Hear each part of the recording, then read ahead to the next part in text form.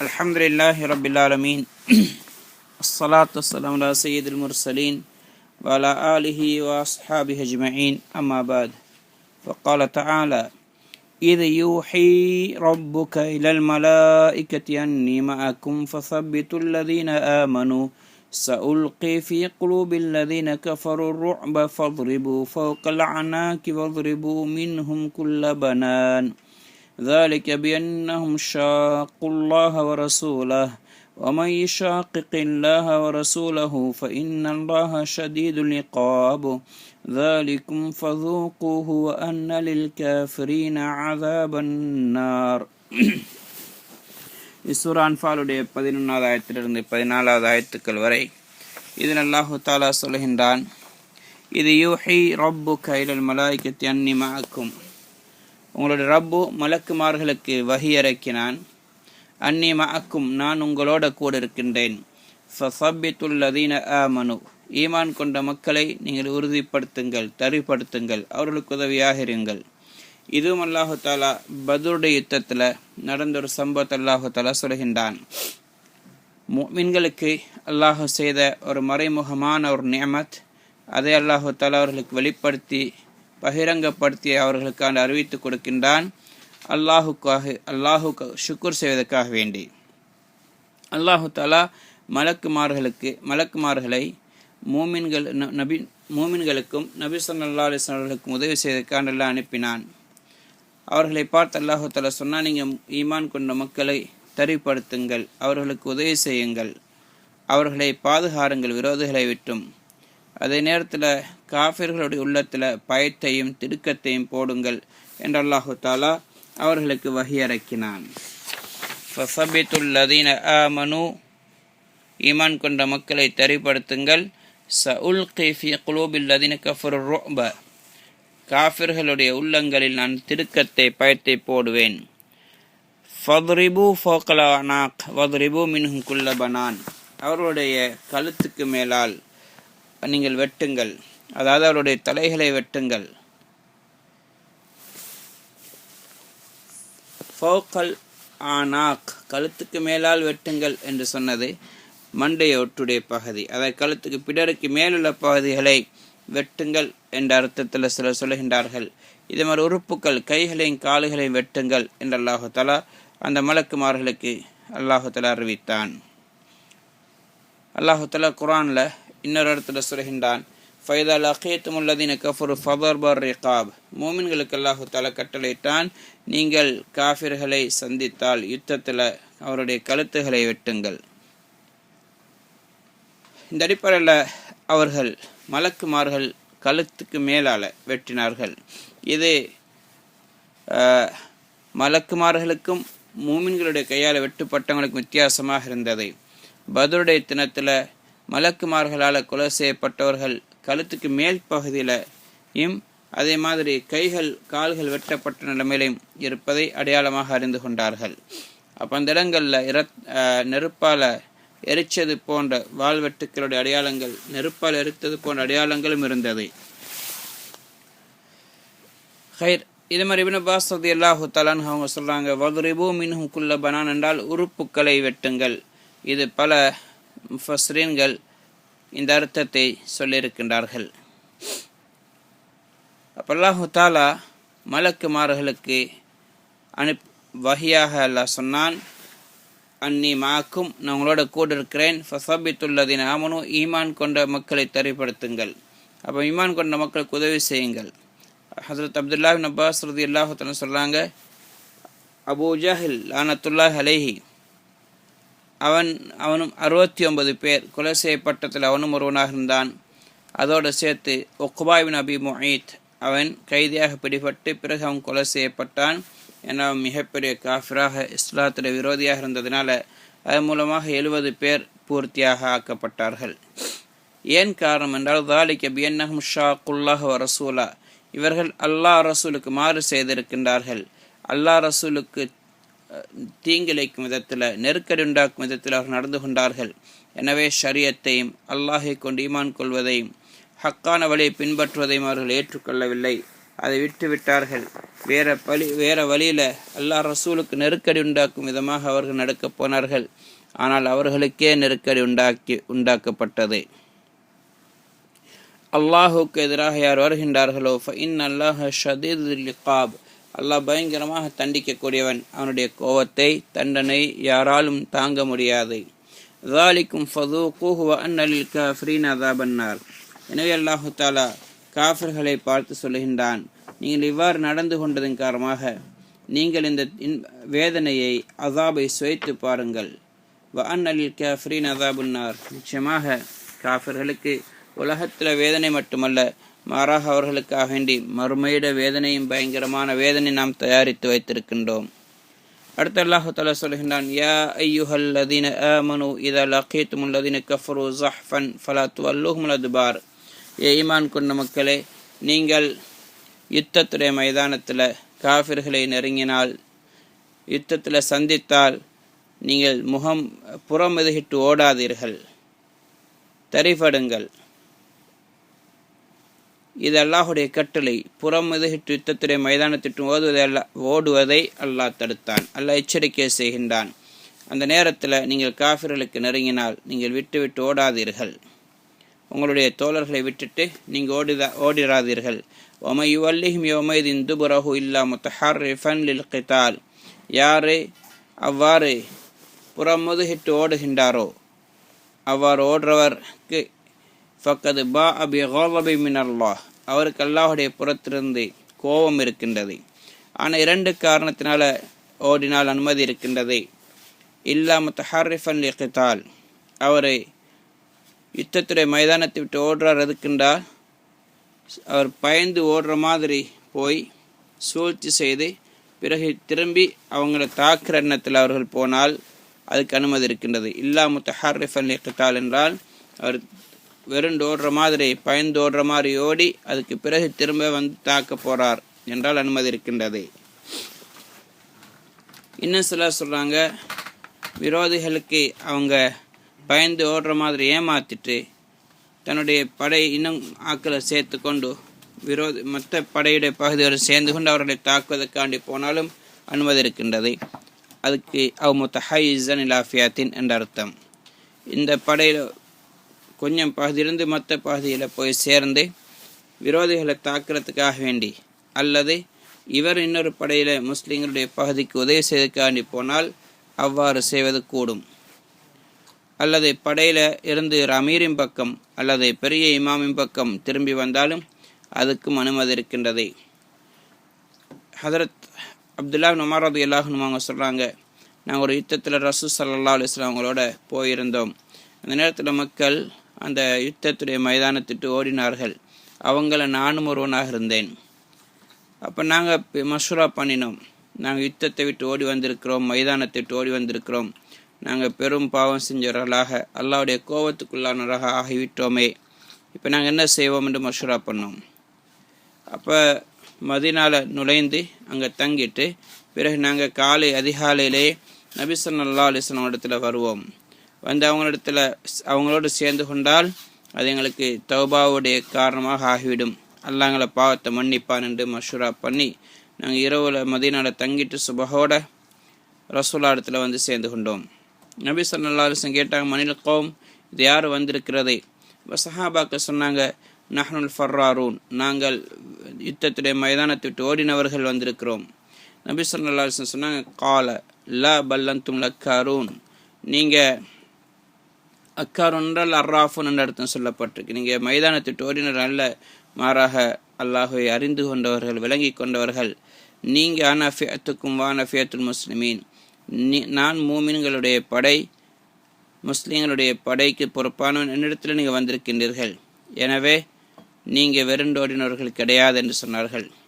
அதுக்கு பிறகு ஹதரத் அப்துல்லா இப்னு உமர் ரலியல்லாஹு அன்ஹு சொல்கிறாங்க, நாங்கள் ரசூலா இடத்துல வந்து அவங்களுடைய கைகளை முத்தமிட்டோம். பிறகு நபி ஸல்லல்லாஹு அலைஹி வஸல்லம் இந்த ஆயத்தை ஓதி காட்டினார்கள். அவ் முத்தஹய்யிஸன் இலா ஃபியத்தின் என்ற ஆயத்தில் இது சேரும். நீங்களும் ஒரு படையை உறுதிப்படுத்துறதுக்காக வேண்டி வந்து சேர்ந்து கொண்டவர்கள் தான், வெறுண்டோடினவர்கள் கிடையாது என்று சொன்னார்கள். இது மாதிரி பல ஹதீஸ்களில் வந்திருக்கின்றது. அவ் முத்தஹய்யிஸன் இலா ஃபியத்தின் என்று சொன்னால் நபி ஸல்லல்லாஹு அலைஹி வஸல்லம் அவங்களிடத்தில் அல்லது அவங்களுடைய தோளிடத்தில் வந்து சேர்றது அல்லது பெரிய அமீரிடத்தில் வந்து சேர்வதற்காக வேண்டி மைதானத்திட்டு ஓடி வந்தாங்கண்டா அதுக்கு அனுமதி இருக்கின்றது. அவ்வாறு இல்லை என்று சொன்னால் யுத்தத்துடைய மைதானத்திட்டு ஓடுறது பெரும் பாவமாகும், ஹராமான காரியமாகும். ஏனென்று சொன்னால் புகாரி முஸ்லிம் ரிவாயத்தில் வருது. அதில் அபூ ஹுரைரா ரலியல்லாஹு தஆலா அன்ஹு அவங்க சொல்கிறாங்க, இஜ்தனிபு ரசூல் ஸல்லல்லாஹு அலைஹி வஸல்லம் சொன்னதாக, இஜ்தனிபு ஸபஅல் மூபிகாத், அழிக்கக்கூடிய பாலாக்கக்கூடிய படுகுழியில் தள்ளக்கூடிய 7 பெரும் பாவங்களை விட்டு தவிர்த்து கொள்ளுங்கள். கீல யா ரசூலல்லாஹ் மா ஹுன்ன, அது என்னென்று சஹாபாக்கள் கேட்டார்கள்.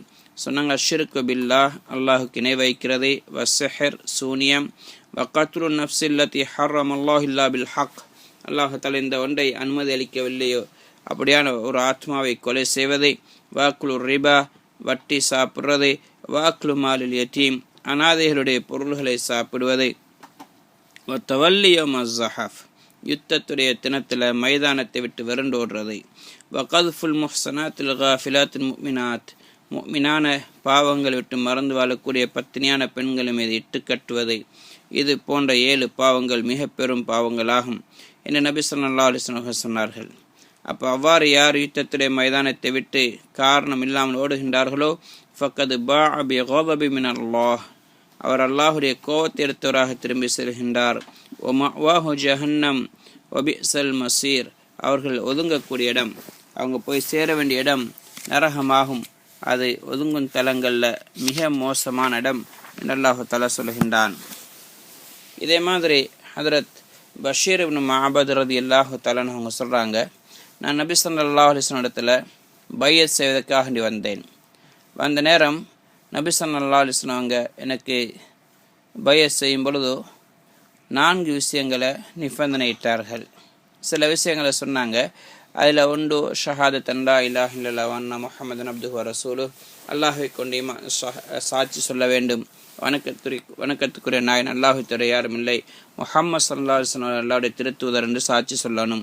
வ நுகீம ஸலாத்த வ நுஅத்திய ஸகாத்த வ அன்ன ஹஜ்ஜ ஹஜ்ஜத்துல் இஸ்லாம் வ நஸூம ஷஹ்ர ரமபான், தொழுகையை நிலைநிறுத்த வேண்டும், ஜக்காத் கொடுக்கணும், ஹஜ்ஜு செய்யணும், நோன்பு பிடிக்க வேண்டும் என்ற கடமைகளை சொல்லிட்டு அதோட சொன்னாங்க, வான் உஜாஹித ஃபீ சபீலில்லாஹ், அல்லாஹுடைய பாதையில் நான் ஜிஹாது செய்யணும், போராட வேண்டும். அப்போ நான் சொன்னேன், யா ரசூலல்லாஹ் அம்மா இஸ்னத்தான் ஃபவல்லாஹி லா உதீகுஹுமா, 2 விஷயங்கள் இருக்குதே அது எனக்கு செய்ய முடியாது என்று சொன்னாங்க. ஒன்று அல் ஜிஹாத், அல்லாஹுடைய பாதையில் போராடுறது. ஏனென்றால் அந்த மக்கள் கருதுகிறாங்க, யார் யுத்தத்துடைய நேரம் மைதானத்தை விட்டு ஓடுறாங்களோ அவங்க அல்லாஹ்வுடைய கோபத்தை அடைந்து கொள்வார்கள். அதனால் நான் பயப்படுகிறேன், நான் நேற்று யுத்தத்தில் கலந்து கொண்டால் என்ன மௌத்தை பயந்து நான் ஓடு விடுவனோ தெரியாது என்று பயப்படுகிறேன். அடுத்து சதக்கா என்னைட்ட சதக்கா கொடுக்குற அளவுக்கு பெருசாக எதுவுமே இல்லை.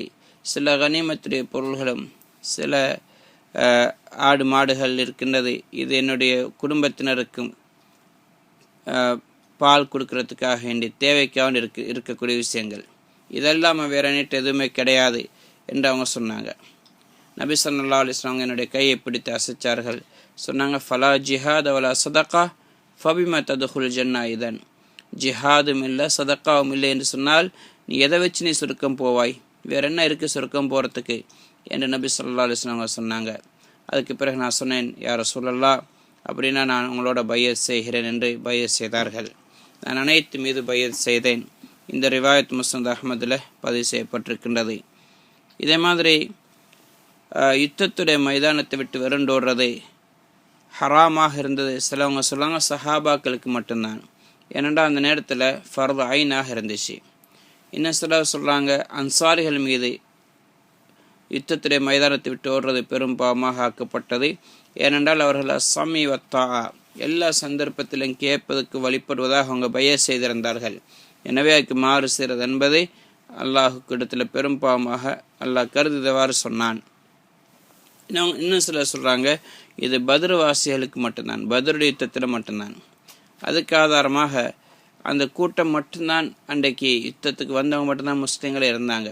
இப்போ இவங்க விட்டு போட்டு வேறு பகுதிக்கு ஓடுவாங்க என்று சொன்னால் முஸ்லீம்களுக்கு மிகப்பெரிய அழிவு உண்டாகும். ஏன்னா நபி ஸல்லல்லாஹு அலைஹி வஸல்லம் துஆ செஞ்சாங்க, அல்லாஹும்ம இன் துஹ்லிக் ஹாதிஹில் இஸ்ஸாபா லா துஅபத் ஃபில் அர்த், யா அல்லாஹ் இந்த கூட்டத்தினை அழித்து விடுவாய் என்றால் இதுக்கு பிறகு உன்னை வணங்குறதுக்கு யாரும் இருக்க மாட்டார்கள் என்று நபி ஸல்லல்லாஹு அலைஹி வஸல்லம் துஆ செய்தார்கள். அப்போதையாக இருந்த ஒரே ஒரு கூட்டம் அந்த மக்கள் மட்டும்தான். அவர்கள் யுத்தத்துடைய மைதானத்தை விட்டு ஓடுறது இஸ்லாத்துக்கு அழிவாக ஆகும் என்பதனால அவ்வாறு அல்லாஹு தஆலா சொன்னான். அப்போ ஒமை யுவல்லிஹும் யௌமைதின் துபராஹு என்றதுக்கு ஹசன் ரலியல்லாஹு தஆலான்னு சொல்கிறாங்க பத்ருடைய தினத்தில் என்று அவங்க சொல்கிறாங்க. இன்றைக்கு இன்னொரு முஸ்லீம்களுடைய இன்னொரு கூட்டத்தின் பக்கம் அவர் திரும்பி வாராரு அல்ல நகரத்துக்கு வாரார் என்றால் அவ்வாறு வாரது எந்த குற்றமில்லை என்று ஹசன் பஸ்ரி ரஹ்மத்துல்லாஹி அவங்க சொல்கிறாங்க. இதே மாதிரி இன்னும் பலர் இதை கருத்து சொல்கின்றார்கள். பத்ருடைய தினத்தில் தான் இவ்வாறு கூடாது என்று அல்லாஹு தஆலா சொன்னான். ஏனென்று சொன்னால் உஹதுடைய யுத்தத்தில் சஹாபாக்கள் அதுக்கு பிறகு நடந்த யுத்தம் அதில் அல்லாஹு தஆலா சொல்கின்றான் இன்னல்லதீன தவல்லோ மின்கும் யௌமல் தக்கல் ஜமான், யார் உங்களை சேர்ந்தவர்கள் ரெண்டு படைகள் ஒன்று சேர்ந்த தினத்தில் அந்த மைதானத்தை விட்டு ஓடினார்களோ அதை பற்றி எல்லாம் சொல்லும் பொழுது வலக்கத் அஃபல்லாஹு அன்ஹும், அவர்களை மன்னித்து விட்டதாக அல்லாஹ் தொடர்ந்து கூறுகின்றான். இதே மாதிரி ஹுனைனுடைய யுத்தத்தின் சம்பந்தமாக 7 வருஷத்துக்கு பிறகு நடந்த யுத்தம் அதிலும் அல்லாஹு தஆலா சொல்கிறான் சும்ம வல்லைத்தும் முதுபிரேன், பிறகு நீங்கள் மைதானத்தை விட்டு ஓடினீர்கள். சும்ம யத்தூபுல்லாஹு மின் பாதி தாலிக அலா மன் யஷா, அதுக்கு பிறகு அல்லாஹ் யார் மீது நாடுகிறானோ அவர்களை எல்லாம் மன்னிக்கின்றான் என்ற ஆயத்தையும் அல்லாஹ் இறக்கினான். அதனால் அவங்க சொல்கிறாங்க இது பத்ருடைய யுத்தம் சம்பந்தமாகத்தான் இந்த ஆயத்து இருக்கின்றது, அதுக்கு பிறகு ஹராம் கிடையாது என்று கூறுகின்றார்கள்.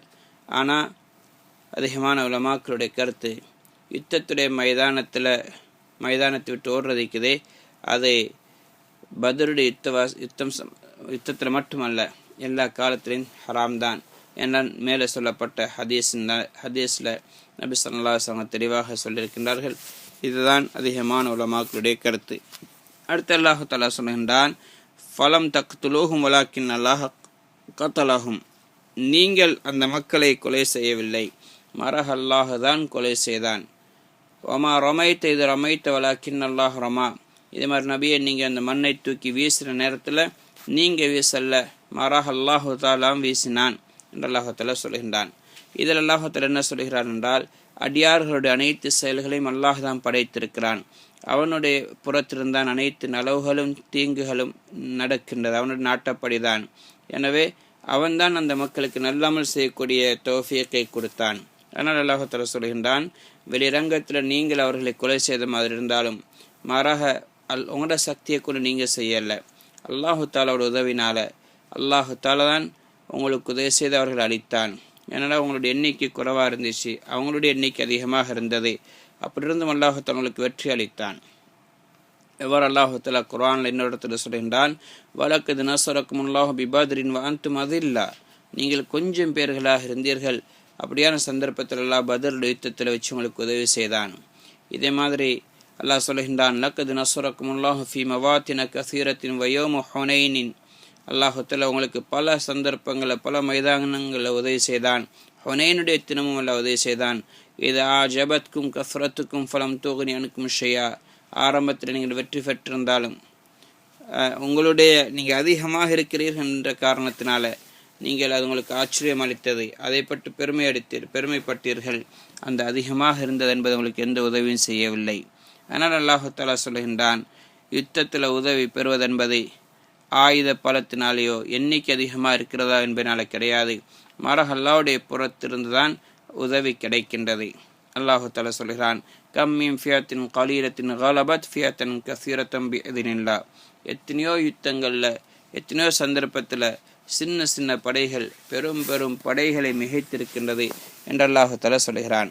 அதனால் அடுத்த நபியை பார்த்து சொல்கிறான் நபியே நீங்கள் ஒரு பிடி மண் எடுத்து வீசினீங்க, அதை காஃபிர்களுடைய கண்களை கொண்டு போய் சேர்த்தது பத்ருடைய தினத்தில் நாங்கள் தான். அம்மா ரமைத்த இது ரமைத்த வலாக்கின் அல்லாஹ் ரமா, நீங்கள் மண் எடுத்து வீசினீங்க, அதை நாங்கள் அவங்களுடைய கண்கள் கொண்டு போய் சேர்த்தோம். ஹதரத் இப்னு அப்பாஸ் ரலியல்லாஹு தஆலா அன்ஹு சொல்கிறாங்க நபி ஸல்லல்லாஹு அலைஹி வஸல்லம் பத்ருடைய தினத்தில் கை உயர்த்தி துஆ செய்து கொண்டிருந்தார்கள், யா அல்லாஹ் இந்த மக்கள் அழிக்கப்பட்டால் உன்னை வணங்கக்கூடியவங்க யாரும் இருக்க மாட்டாங்கண்டே.